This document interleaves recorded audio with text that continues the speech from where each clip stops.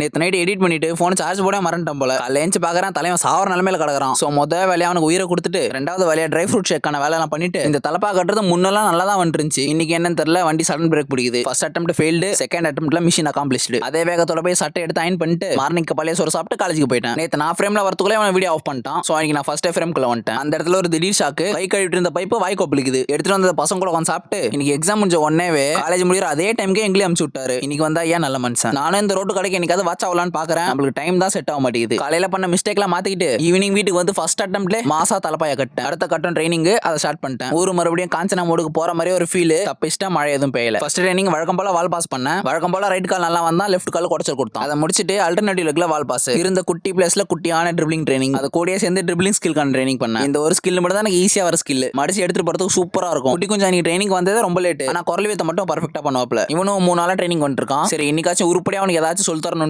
Passing எப்படி பண்ணணும்னு சொல்லி கொடுத்தேன். ஸ்டார்டிங்ல ரொம்ப சொதப்பனா நான் போக கொஞ்சம் தேட்டான். அடுத்து ஹெட்டிங் தலைவன் அதை போட்டு பிளாஸ்ட் பண்ணிட்டான். அடுத்து ஒரு ½ hour ஜெகிலிங் ட்ரை பண்ணிருந்தேன். இன்னைக்கு ஜெகிலிங் வந்த மாதிரியே இல்ல. எனக்கும் இந்த மாதிரிலாம் ரொம்ப நாளா சொல்லணும்னு ஆசை. ஒரு வாட்டி ட்ரை பண்றேன். உங்களுக்கு இந்த வீடியோ பிடிச்சிருந்தா லைக் பண்ணுங்க, ஷேர் பண்ணுங்க, கமெண்ட் பண்ணுங்க, சேனலை மறக்காம சப்ஸ்கிரைப் பண்ணுங்க. அப்புறம் நைட்டுக்கு சாப்பிட்டு நல்லா முடிச்சுக்கிட்டேன்.